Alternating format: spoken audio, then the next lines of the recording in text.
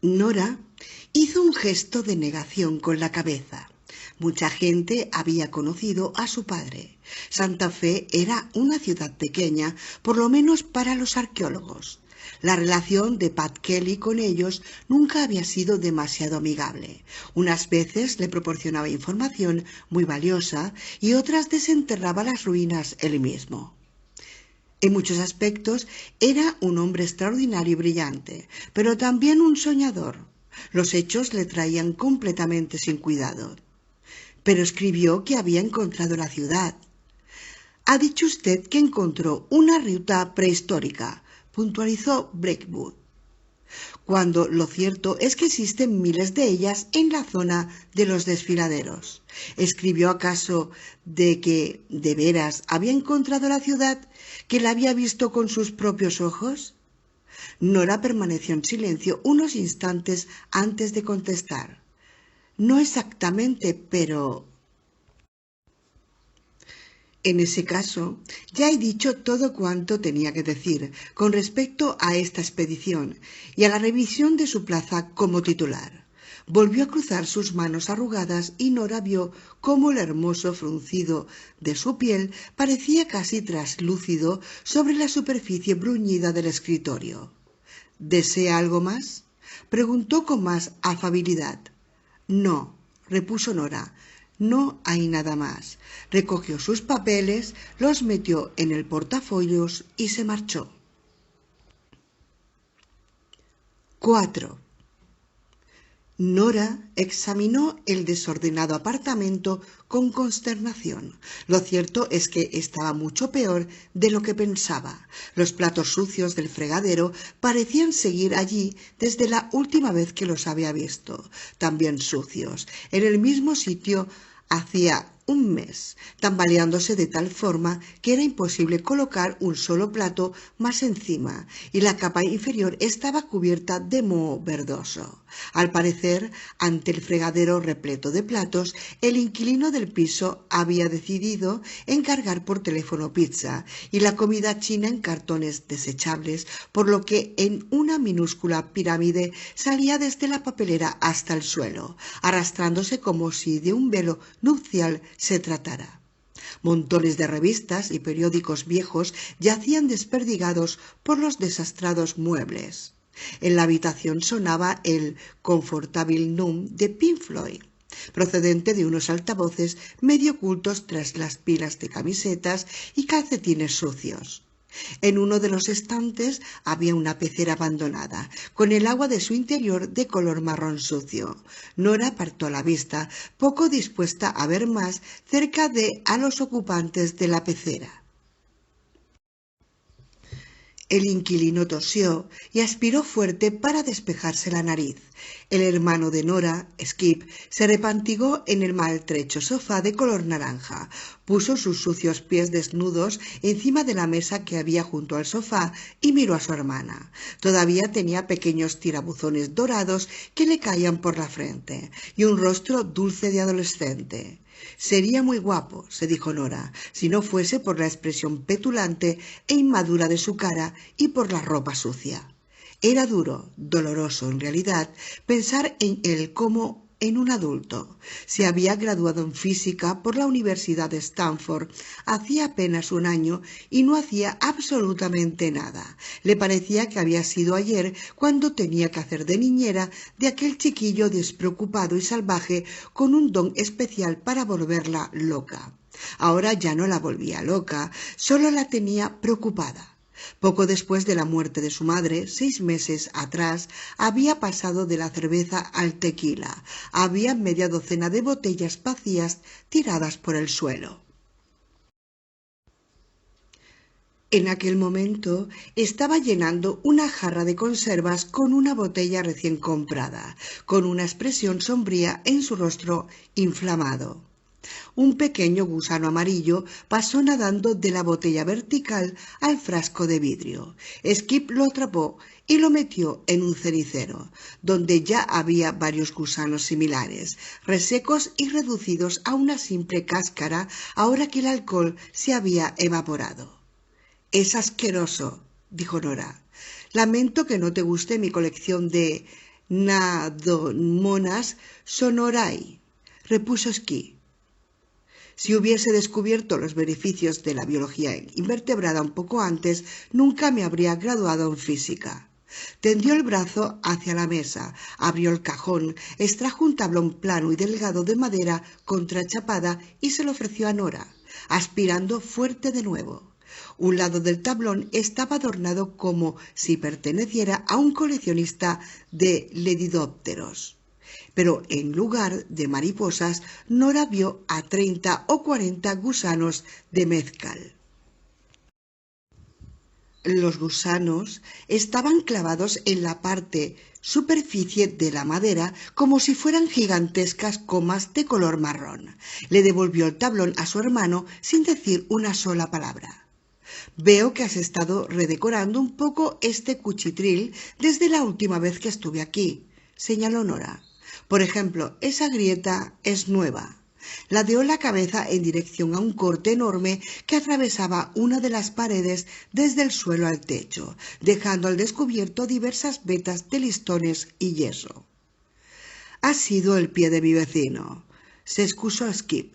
No tiene los mismos gustos musicales que yo, el muy ignorante. Deberías traerte tu oboe algún día para hacer que se cabree de verdad.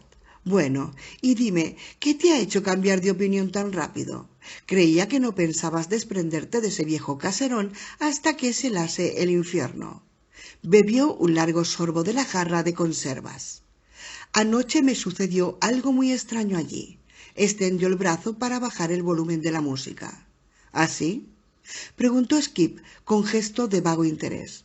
¿Unos críos haciendo el gamberro por ahí o algo así? Nora lo miró de hito en hito.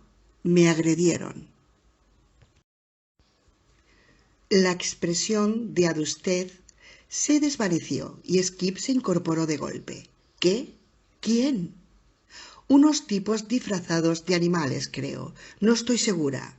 ¿Te agredieron? ¿Estás bien? Su rostro enrojeció de ira y preocupación. A pesar de ser el hermano menor, resentido por las intromisiones de su hermana en su vida y siempre a punto para ofenderse, Skip era instintivamente protector. Teresa y su escopeta acudieron en mi ayuda. Tengo un rasguño en el brazo, pero por lo demás estoy bien. Skip volvió a repantigarse en el sofá. Toda su energía se había evaporado con la misma rapidez con que se había apoderado de él. Por lo menos cosió a balazos a esos cabrones, ¿no? No, escaparon. Vaya, ¿llamaste a la policía? No. ¿Qué iba a decirles? Si Teresa no me creyó, imagínate ellos. Habrían pensado que estoy loca. Supongo que tienes razón. Skip siempre había desconfiado de las fuerzas del orden. ¿Qué crees que quería esa gentuza? Nora no respondió de inmediato. Ya en el momento de llamar a su puerta, había dudado entre hablarle a su hermano de la carta o no. El miedo de aquella noche y el estupor por haber encontrado la carta la acompañaban a todas partes. ¿Cómo reaccionaría Skip? Querían una carta, respondió al fin. ¿Qué clase de carta? Creo que esta. Con cuidado extrajo el sobre amarillo del bolsillo de su camisa y lo puso encima de la mesa. Skip se acercó y dando un respingo lo tomó entre sus manos. Leyó la carta en silencio. Mientras, Nora oyó el tic-tac del reloj de la cocina, el débil sonido del claxon de un coche y el crujido de algo que se movía en el fregadero. También percibió los latidos de su propio corazón. Skip dejó la carta en su regazo. ¿Dónde la has encontrado?, le preguntó, con la mirada fija y sin soltar el sobre. Estaba cerca de nuestro antiguo buzón de correo. La enviaron hace 5 semanas. Han puesto buzones nuevos, pero no han incluido nuestra dirección, así que supongo que el cartero se limitó a meter el sobre en el viejo. Skip se volvió para mirarla y masculló con hilo de voz y los ojos anegados en lágrimas. ¡Oh, Dios mío! Nora sintió una punzada de emoción. Había estado temiendo que su hermano reaccionara de esa forma. Lo último que él necesitaba en aquellos momentos era una noticia como aquella. No tiene ninguna explicación. Tal vez alguien encontró la carta en alguna parte y la echó en un buzón de correos. Pero quien quiera que la haya encontrado, también debió de hallar el cuerpo de papá. Skip tragó saliva y se enjugó las lágrimas. ¿Crees que está vivo? No, eso es completamente imposible. Nunca nos habría abandonado si siguiera con vida. Él nos quería, Skip. Pero esta carta la escribió hace 16 años. Skip está muerto. Debemos afrontarlo, pero al menos ahora tenemos una pista cerca del lugar donde pudo haber muerto. Tal vez podamos averiguar qué le sucedió. Skip seguía con los dedos clavados en el sobre, como si no estuviese dispuesto a soltar aquella nueva ligazón con su padre. Sin embargo, al oír las últimas palabras de su hermana, dejó el sobre y se recostó de nuevo en el sofá. Los tipos que querían la carta, dijo, ¿por qué no miraron en el buzón? La verdad es que la encontré en el suelo. Creo que pudo haber salido volando del buzón, porque a este le faltaba la portezuela. Además, esos buzones parecían llevar años fuera de servicio, aunque lo cierto es que no estoy segura. Verás, los derribé al suelo con mi camioneta. Skip volvió a mirar el sobre. ¿Si sabían lo del rancho? ¿Crees que también saben dónde vivimos? Trato de no pensar en eso, repuso Nora, aunque lo hacía constantemente. Skip, mucho más sereno, apuró la jarra. ¿Cómo cojones sabían lo de la carta? Quién sabe, mucha gente ha oído hablar de las leyendas sobre Quivira y papá tenía algunos contactos muy poco recomendables. Eso decía mamá, la interrumpió. ¿Y ahora qué vas a hacer? He pensado. Nora hizo una pausa. Aquello iba a ser lo más difícil. Verás, he pensado que la forma de averiguar qué le pasó a papá es ir en busca de Quivira, y para eso hará falta dinero. Por eso quiero vender las cabrillas. Skip empezó a menear la cabeza y soltó una risa seca.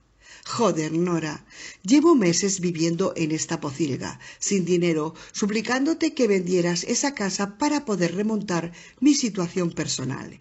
Y ahora quieres patearte el poco dinero que conseguiremos de esa venta buscando a papá, a pesar de que está muerto. Skip, si quisieras, podrías recuperarte buscando un trabajo, ¿sabes? Empezó a decir Nora, pero se interrumpió. No había ido allí para eso. Su hermano se sentó en el sofá con los hombros caídos y Nora sintió cómo se le entristecía el corazón. Skip, significaría mucho para mí saber qué le ocurrió a papá. Vale, escucha, vende la hacienda. Llevo años diciéndote que lo hagas, pero no utilices mi parte. Tengo otros planes. Puede que para organizar una partida de expedición arqueológica no baste solo con mi parte. Skip se recostó de nuevo. Ya veo. O sea que el instituto no va a financiar nada, ¿verdad? No puedo decir que me sorprenda. Al fin y al cabo, aquí dice que ni siquiera llegó a ver la ciudad. Lo único que hizo fue seguir una ruta a pie. Hay toneladas de fe en esta carta, Nora. ¿Sabes qué diría mamá si la leyera? Sí, diría que solo estaba soñando otra vez. ¿Es eso lo que estás diciendo tú también? Skip se estremeció. No, no estoy poniéndome de parte de mamá, respondió con tono desdeñoso. Es solo que no quiero perder a mi hermana del mismo modo que perdí a mi padre. Vamos, Skip, eso no va a suceder. En la carta papá dice que estaba siguiendo una antigua ruta. Si logro encontrar ese camino, será la prueba que necesito. Skip colocó los pies en el suelo y apoyó los codos en las rodillas, frunciendo el entrecejo. De repente se incorporó. Tengo una idea. Una manera de que encuentres esa ruta sin ni siquiera tener que desplazarte hasta allí. Tenía un profesor de física en Stanford, Leland Watkins, que ahora trabaja para el LRPC. ¿El LRPC? El Laboratorio de Reacción de Propulsión de Caltech. Es una división de la NASA. ¿Y de qué puede servir eso? Ese tío ha estado trabajando en el programa de la lanzadera espacial. He leído un artículo sobre un sistema de radar especializado que es capaz de ver a través de 9 metros de arena. Estaban utilizándolo para trazar el mapa de antiguas rutas en el desierto del Sahara. Si pueden localizar rutas en ese desierto, ¿por qué no iban a hacerlo en Utah? Nora miró a su hermano con gesto perplejo. ¿Y ese radar es capaz de detectar rutas antiguas, atravesando la arena o la tierra? ¿Y ese tipo fue tu profesor? ¿Crees que se acordará de ti? De pronto, la cara de Skip esbozó una expresión de cautela. Sí, seguro que se acuerda de mí. Bien, pues entonces llámale y... El gesto de su hermano impidió que Nora siguiera hablando. No puedo hacerlo, dijo él. ¿Por qué no? No soy santo de su devoción, que digamos. ¿Por qué? Nora estaba descubriendo que su hermano no le caía bien a mucha gente. Bueno, el caso es que el tipo tenía una novia muy guapa, una estudiante, y yo... Skip se ruborizó. Nora meneó la cabeza con resignación. No, no quiero oír los detalles. Skip tomó entre sus dedos el gusano amarillo de mezcal y lo enrolló entre el índice y el pulgar. Lo siento, si quieres hablar con Watkins, supongo que tendrás que llamarlo tú misma. 5. Nora se sentó a la mesa de trabajo del laboratorio de análisis de piezas del instituto. Delante de ella, alineadas bajo la fuerte luz fluorescente, había 6 bolsas de plástico resistente llenas de fragmentos de barro y de cerámica. Cada una de ellas llevaba la etiqueta Río Puerco, nivel 1, marcada con un rotulador negro. En una de las taquillas que la rodeaban, cuidadosamente acolchadas para eliminar los posibles efectos de la rozadura del plástico, había otras 4 bolsas con la etiqueta de nivel 2 y una más señalada con nivel 3, un total de 49 kilos de fragmento de cerámica. Nora lanzó un suspiro. Sabía que para publicar el informe sobre el yacimiento de Río Puerco iba a tener que examinar y clasificar cada uno de aquellos fragmentos, y que después de esto les tocaría el turno a los taburetes y a los cachivaches de piedra, los fragmentos de huesos, los trozos de carbón, las muestras de polen y quizá incluso las de cabello, todo aguardando pacientemente en los armarios metálicos que poblaban el laboratorio. Abrió la primera bolsa y, con ayuda de unos forceps de metal, empezó a colocar las piezas sobre la mesa blanca. Al mirar hacia arriba, hacia el zumbido de la luz del techo, vio la punta de una nube blanca deslizarse entre los barrotes del ventanuco que había encima de su cabeza. Como en una maldita cárcel, pensó con amargura. Dirigió la mirada hacia el terminal del ordenador que había a su lado, centrándose en la pantalla de entrada de datos que no dejaba de parpadear. Instituto Arqueológico de Santa Fe. Registro de contexto / base de datos de piezas. TW-1041. Yacimiento en número. Referencia documento yacimiento. Pantalla 25. Área sección. Cuadrón coordinado. Plan número. Código contexto. Adquisición número. Nivel estrato. Coordinación. Distrito trinomial. Procedencia. Fecha excavación. Registrado por bolsa nivel. Descripción de la pieza. 4096 caracteres máximo. Confidencial. Prohibido hacer copias.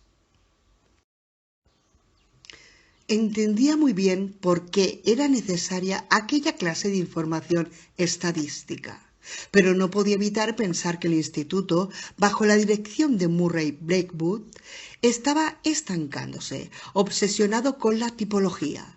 Era como si, por sus extensas colecciones y la cantidad de talentos que trabajaban para él, el instituto estuviera ignorando los nuevos avances. La etnoarqueología, la arqueología contextual, la arqueología molecular, la gestión de recursos culturales, que estaban produciéndose fuera de sus gruesos muros de adobe. Extrajo las fichas de registros escritas de su puño y letra, que presentaban en forma de tabla aquellas piezas, e introdujo en la base de datos la información. 46. Mesa Verde N/A. 23. Chaco /MC Elmo. 2. Politécnico de San John. 1. Socorro N-A. ¿O era otro Mesa Verde N-A? Abrió el cajón en busca de una lupa y lo registró sin encontrarla. A la mierda con este, pensó, apartando el fragmento a un lado y pasando al siguiente. Su mano se cerró en torno a un pequeño fragmento de cerámica pulido que evidentemente correspondía al borde de un cuenco. Este se parece más, pensó. Pese a su reducido tamaño, el fragmento era muy bonito y todavía recordaba el momento en que lo había encontrado. Estaba sentada junto a un matorral de tamarisco, estabilizando un frágil canasto con acetato de polivinilo, cuando su ayudante, Bruce Jenkins, profirió un grito. «Chaco negro sobre amarillo mizáceo», había exclamado. «¡Hostia!».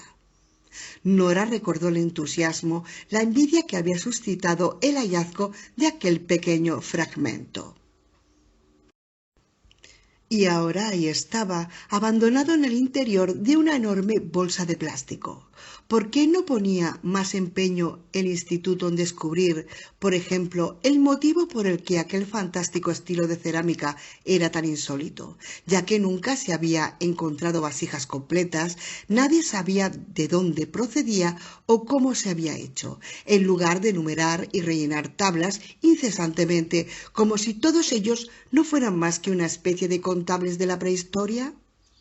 Se quedó mirando la colección de trozos de color pardo que yacía ante sus ojos y de repente se apartó de la mesa y se dirigió hacia el teléfono para marcar el número del servicio de información. «Pasadena», pidió la voz que la atendió. «Con el laboratorio de reacción de propulsión».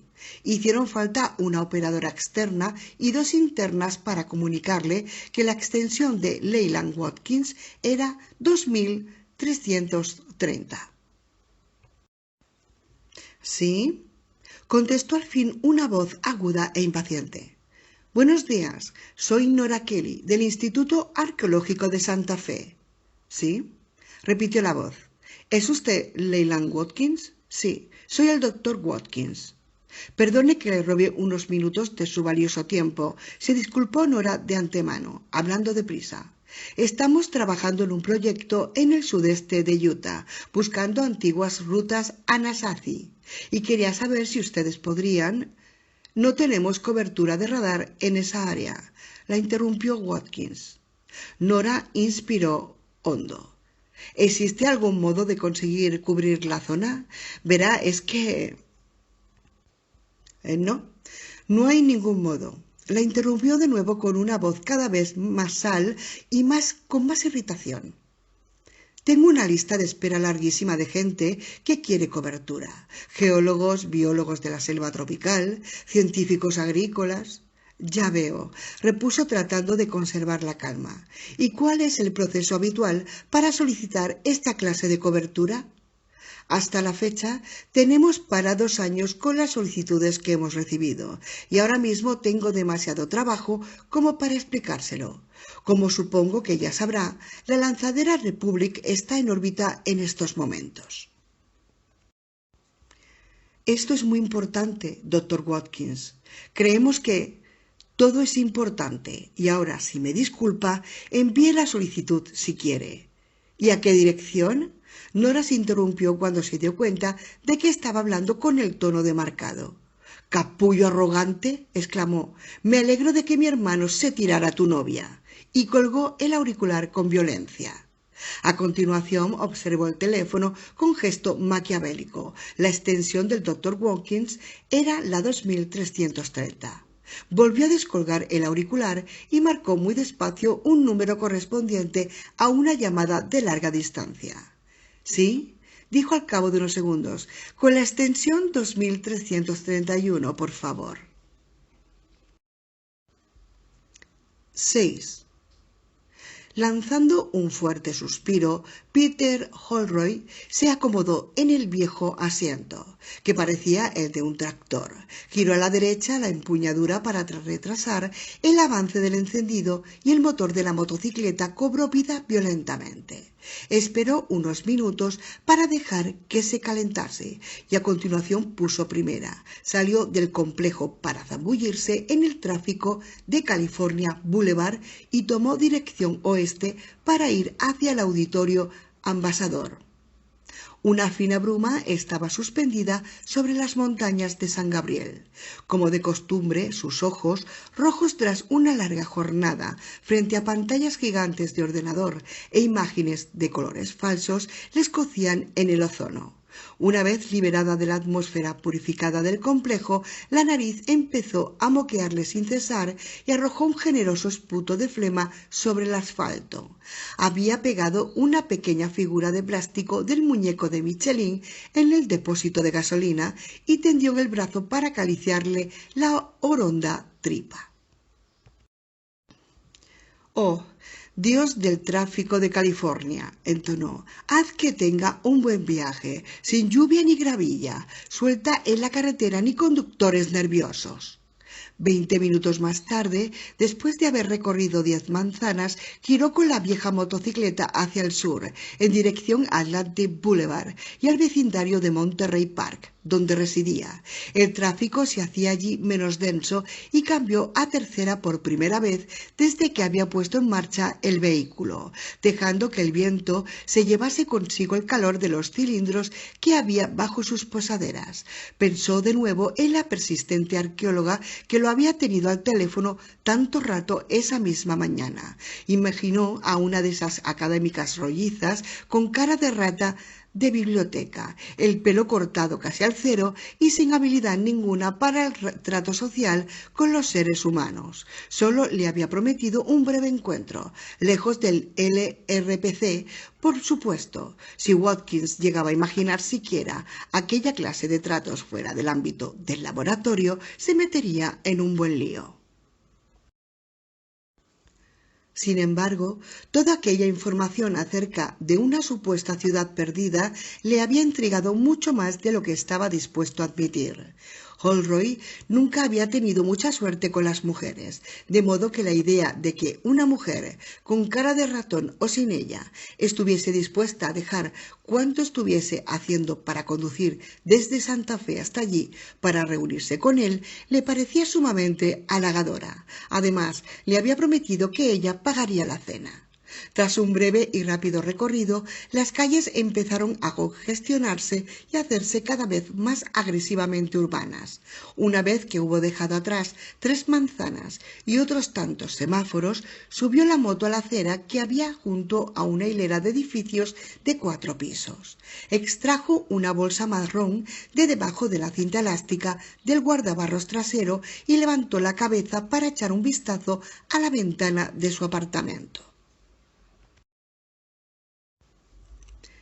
Las viejas cortinas amarillas se movían con languidez entre la brisa cálida e intermitente.